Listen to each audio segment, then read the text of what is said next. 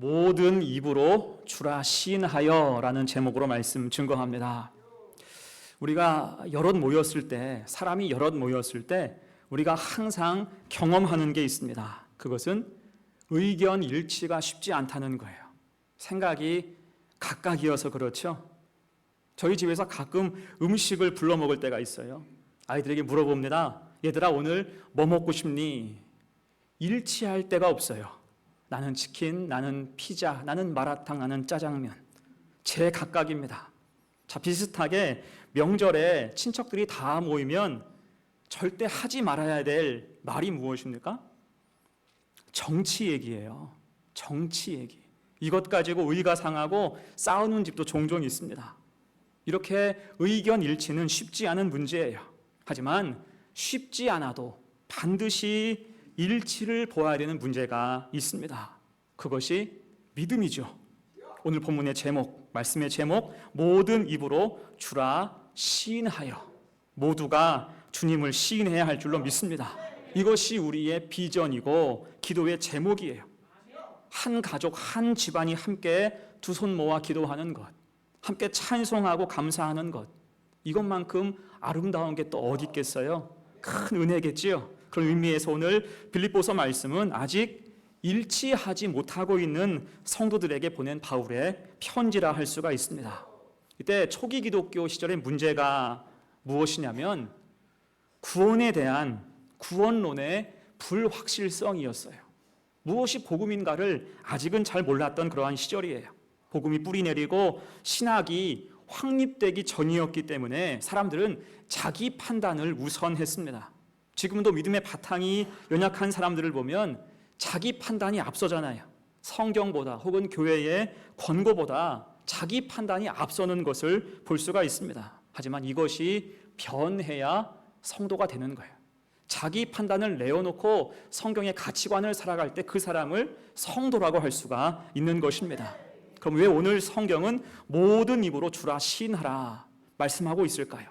이 말씀이 왜 중요할까? 본문 통해서 두 가지로 생각해 봅니다. 첫 번째, 우리를 구원하셨기 때문이에요. 우리를 구원하셨기 때문이다. 5절 보세요. 너희 안에 이 마음을 품으라. 곧 그리스도 예수의 마음이니. 이 마음을 품으래요. 곧 이 말은 우리 속에 예수의 마음을 가지라, 믿음을 가지라라는 뜻입니다. 그러면 우리 영혼에 주님 주시는 온기로 가득해진다. 우리 속이 예수님 마음으로 가득 찬대요. 세상에 악한 냉기가 차단되고 우리 속이 훈훈해지는 것입니다. 여러분, 국밥을 생각해 보세요. 국밥 좋아하세요? 한국인 특유의 음식 문화 중 하나가 국밥이에요. 국에 밥을 말아 먹는 것.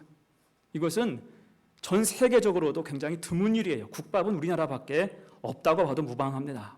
이때 우리나라 국밥 수가 얼마나 많습니까? 골라 먹는 아이스크림 있죠? 31. 그건 비교도 안 돼요.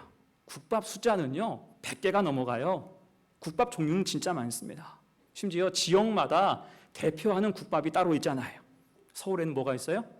설렁탕. 설렁탕이 서울 출신이에요. 곤지암 가면 뭐 있어요? 소머리 국밥 있죠.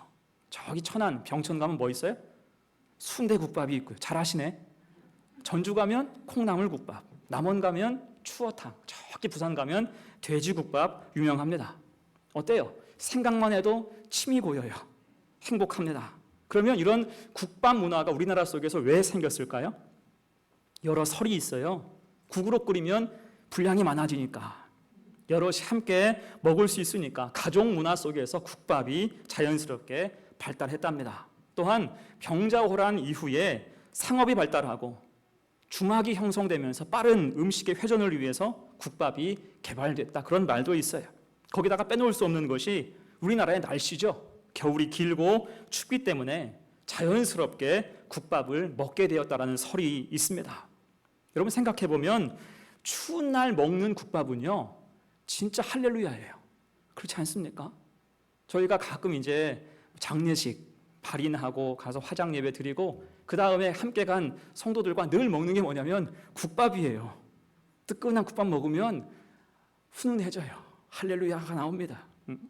몸 전체의 온도가 높아지는 거죠. 몸이 높고 힘이 생깁니다.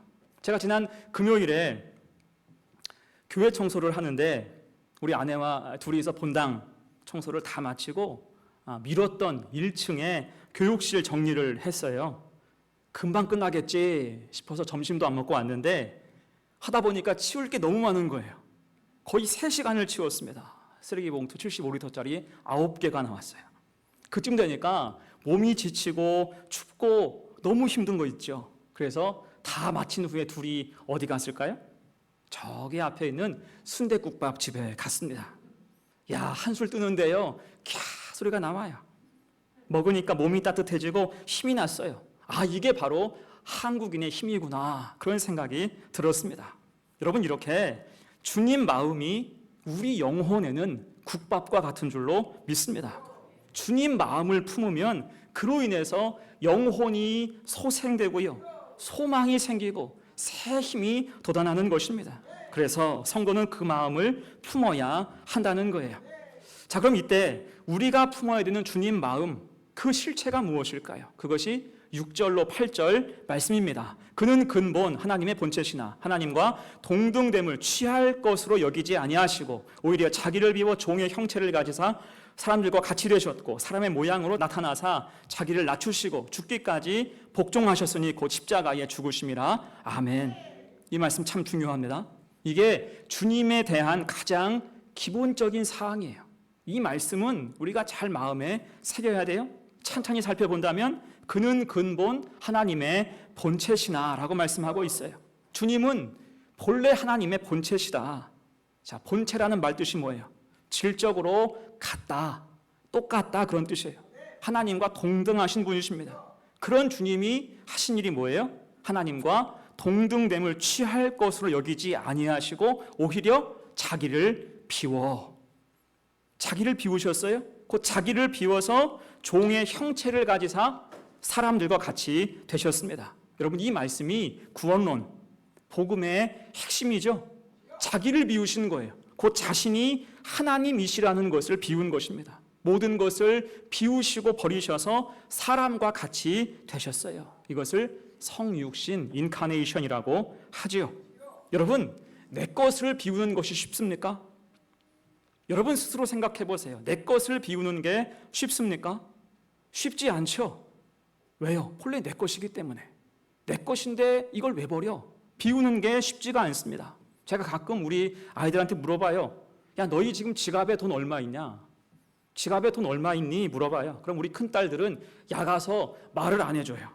알려주지 않습니다. 근데 우리 어린 딸들은 아빠의 속셈도 모르고 지갑을 가져와서 막 자랑하는 거 있죠? 보여주고 알려줍니다.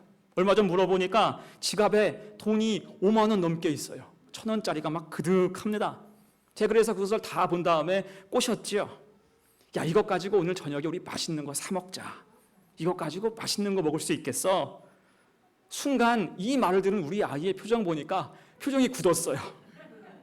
방금 전까지는 돈 자랑을 하더니 한순간에 싸늘해졌어요. 그리고는 심각하게 말합니다. 안 돼요. 이것 가지고는 엄마 생일 선물도 사야 되고요, 또 필요한 거 사야 돼요. 그러면서 갑자기 서둘러서 지갑을 막 정리합니다. 그러니까 아빠 돈은 몰라도 자기 돈은 아까운 거죠. 왜요? 내 거니까요. 우리 대부분이 그렇습니다. 비워내는 게 쉽지 않아요. 내 것이기 때문에. 그것 없으면 큰일 나는 줄 압니다. 하지만 주님은 그 모든 것을 다 비우신 거예요. 그리고 대신 무엇을 가지셨어요? 종의 형체를 가지셨어요. 여러분 생각해 보면 얼마나 큰 손해예요. 하나님이신 것을 비워서 고작 종의 형체를 가지셨어요. 그 결과가 무엇입니까? 십자가 지셨잖아요. 가혹한 십자가에 달리셨어요. 주님은 이 모든 것을 복종하셨다고 성경은 기록합니다. 왜요? 우리를 사랑하시기 때문에. 우리의 모든 죄에서, 우리를 모든 죄에서 구원하시기 위해서 친히 유월절 어린 양이 되어 주신 것입니다. 그러니 이 사실, 이 놀라운 은혜를 아는 우리는 당연히 모든 입으로 주를 시인해야 할 줄로 믿습니다. 이것이 믿음의 근본이고요, 구원의 핵심 되는 사실이라는 거예요. 자, 그런 의미에서 오늘 요절 말씀이에요. 로마서 10장 9절 이하 말씀 같이 읽어요. 시작. 내가 만일 내 입으로 예수를 주로 시인하며 또 하나님께서 그를 죽은 자 가운데서 살리신 것을 내 마음에 믿으면 구원을 받으리라. 사람이 마음으로 믿어 의에 이르고 입으로 시인하여 구원에 이르느니라. 아멘. 이런 주님 마음을 품을 때 우리 영혼은 따뜻해지고 부요해지는 것입니다. 우리 영혼에 믿음과 소망이 생겨요. 주님을 닮아가고 주님 뜻으로 이 땅을 살아갈 수 있는 것입니다. 어떻습니까?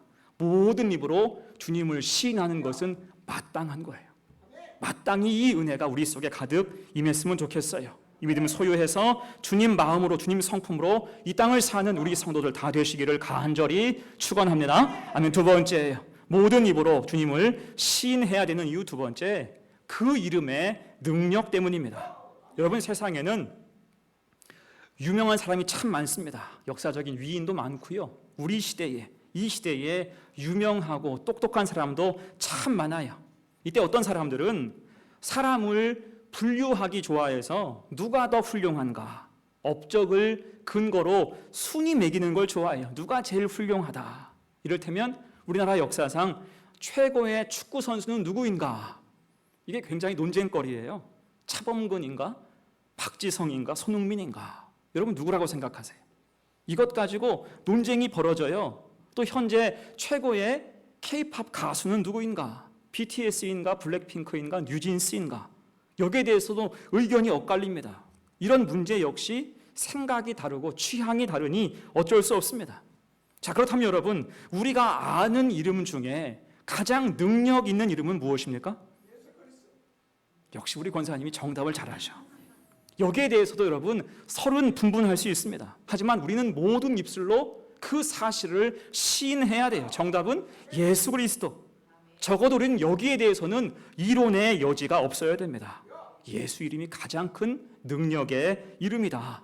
자, 그럼 왜 예수 이름이 능력의 이름일까요? 오늘 구절은 분명하게 말씀하고 있어요. 이러므로 하나님이 그를 지극히 높여 모든 이름 위에 뛰어난 이름을 주사. 아멘. 우리를 구원하시기 위해서 십자가 지신 주님, 하나님이 그 이름을 지극히 높이셔서 모든 이름 중에 뛰어난 이름이 되게 하셨기 때문입니다. 여러분, 이 사실에 동의하십니까? 이 사실에 동의하십니까? 예수 그리스도가 모든 이름 위에 가장 뛰어난 이름, 가장 능력의 이름이에요. 이에 동의하셔야 성도인 줄로 믿습니다. 곧 예수 이름은 그냥 흔한 이름이 아니에요. 우리가 함부로 생각할 이름도 아니고요, 오남용해서도 안 된다라는 그런 뜻입니다. 제가 이런 얘기 들었어요. 요즘 TV나 유튜브 보면 종교 간에 대화한다는 분들이 있죠. 사실 말이 좋아 대화지 엄밀히 그것은 종교 간의 대화라고 볼 수 없고요. 왜냐하면 대표성을 준 적이 없기 때문에. 정확히는 그쪽으로 열려있는 종교인들끼리 개인적인 친교하고 있다라고 생각하면 정확할 것 같습니다. 아무튼 그런 모임에서 어떤 유명한 스님이 참석을 하셨는데, 모임이 다 마칠 때 사람들의 성화로 그분이 기독교식으로 기도를 하게 됐어요. 기독교식으로 그분이, 스님이 기도하게 되었대요. 근데 기도를 너무나 잘하는 거 있죠. 마무리까지 완벽합니다. 예수님의 이름으로 기도합니다. 아멘. 스님이. 그러니까 거기 있던 모든 사람들이 놀라면서 말하는 거예요. 아니, 어떻게 스님이 이렇게 기도를 잘합니까? 기도하는 거 도대체 어디서 배웠습니까? 예수님이 웃으면서 말했대요. 이렇게 하는 것이 기독교의 공식 아닙니까? 이렇게 하는 게 교회의 공식 아닙니까? 이걸 보고 모든 사람들이 손뼉을 쳤대요. 멋있다고 환호했답니다. 자, 그런데 여러분, 이 기도가 과연 진실한 기도일까요? 진짜 예수님 이름으로 기도한 게 맞을까요? 아닙니다. 단언합니다. 아니에요. 이것은 흉내낸 거죠. 그 스님의 개인기예요. 개인기. 일종의 모창 같은 것입니다. 물론 기도하는 모습은 누구나 따라할 수 있습니다. 하지만 그게 흉내내는 개인기에 지나지 않는다면 여러분, 능력이 없어요. 흉내내는 개인기로 기도하는 것은 여러분 기도가 아닙니다. 공갈빵 같은 거예요. 왜요? 그 이름으로 기도하려면 가장 핵심, 그 속에 뭐가 있어야 돼요? 믿음이 있어야 할 줄로 믿습니다. 그래서 5절에서 강조해요. 너희 안에 이 마음을 품으라. 곧 그리스도 예수의 마음이니. 주님 마음을 품고 믿음 가지고 기도해야 여러분 능력이 있는 거예요. 이게 기도의 필수 조건이 되는 것입니다. 자, 그러면 알아본 김에 예수 이름, 그 이름의 능력이 무엇일까요? 성경은 그 이름의 능력을 열거하고 있어요. 간단하게 두 가지만 생각을 해본다면 예수 그리스도의 이름은 먼저 생명의 이름입니다. 기억하세요. 예수의 이름은 생명의 이름이다. 요한복음 1장 12절 말씀 같이 읽어요. 시작. 영접하는 자 곧 그 이름을 믿는 자들에게는 하나님의 자녀가 되는 권세를 주셨으니. 예수 이름은 하나님 자녀가 되는 권세, 생명을 주세요. 또한 요한복음 20장 31절 시작. 오직 이것을 기록함은 너희로 예수님께서 하나님의 아들 그리스도이심을 믿게 하려 함이요 또 너희로 믿고 그 이름을 힘입어 생명을 얻게 하려 함이니라. 아멘. 그 이름으로 힘입어 생명을 얻게 하려 함이라. 그 이름으로 우리가 살아간다는 것입니다. 자, 그래서 예수 이름은 생명의 이름이다. 자, 또 하나 예수 이름, 그 이름은 구원의 이름이에요. 사도행전 4장 12절 같이 읽어요. 시작. 다른 이로서는 구원을 받을 수 없나니 천하 사람 중에 구원을 받을 만한 다른 이름을 우리에게 주신 일이 없음이라. 아멘. 또한 로마서 10장 13절 시작. 누구든지 주의 이름을 부르는 자는 구원을 받으리라. 아멘. 그 이름으로 우리가 구원받는 것입니다. 곧 예수 이름은 생명과 구원을 얻게 하는 능력의 이름이라는 거예요. 이것이 성경의 분명한 증언입니다. 이게 그 이름의 능력이에요. 그리고 이때 생명과 구원을 얻은 성도의 특권이 무엇일까요? 생명과 구원을 얻은 성도는 그 이름을 사용할 수 있는 거예요. 그 이름의 사용권을 주신 것입니다. 그래서 우리가 복음서를 보면 주님께서 하신 말씀 중에 내 이름으로 라는 표현이 참 많이 나와요. 내 이름으로 하라. 내 이름으로 기도하라.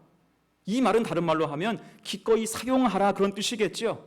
자, 두 말씀만 볼까요? 예를 들어서 마가복음 16장 17절 이하 같이 읽어요. 시작. 믿는 자들에게는 이런 표적이 따르리니 곧 그들이 내 이름으로 귀신을 쫓아내며 새 방언을 말하며 뱀을 집어올리며 무슨 독을 마실지라도 해를 받지 아니하며 병든 사람에게 손을 얹은 즉 나으리라 하시더라. 아멘. 내 이름으로 쫓아내래요.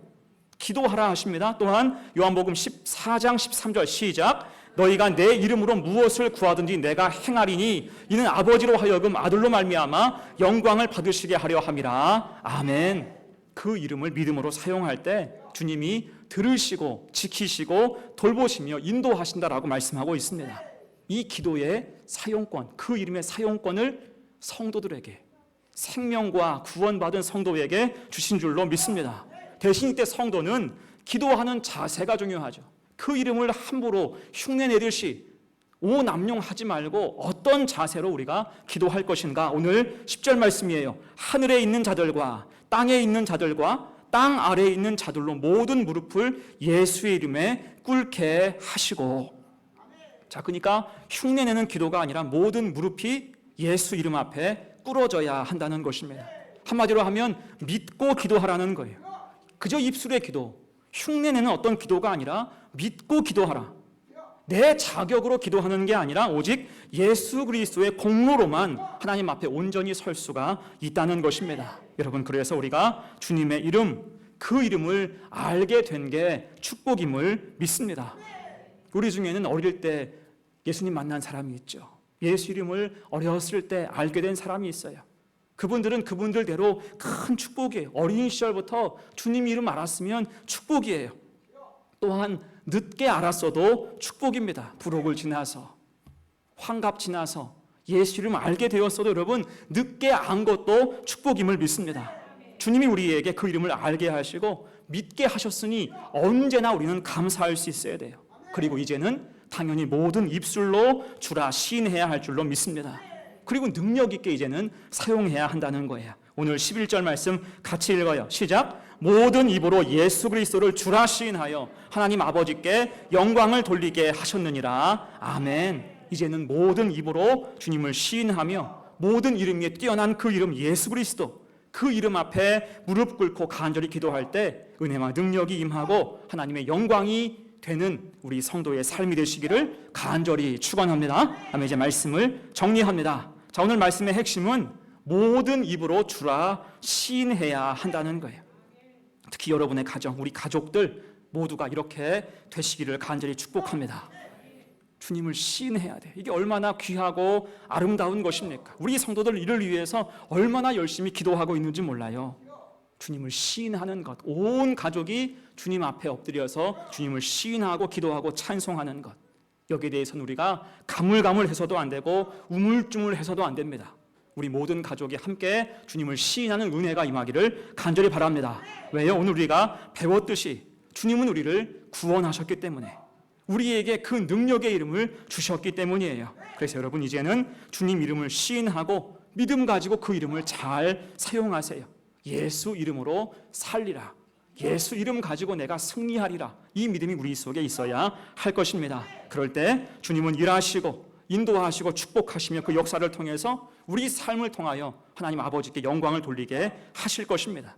이것이 성도를 성도 되게 하고요, 가정을 풍성하게 하고 이 땅에서 승리하는 원칙이 되는 것입니다. 바라긴 이 명절에 다시 한번 이 원칙을 생각해서 성도의 가정이, 우리의 모든 입술이 주님을 시인하고 그 앞에서 찬송하고 온전히 예배하는 아름다움이 가득 부어질 수 있기를 간절히 축원합니다. 아멘. 함께 찬송하죠.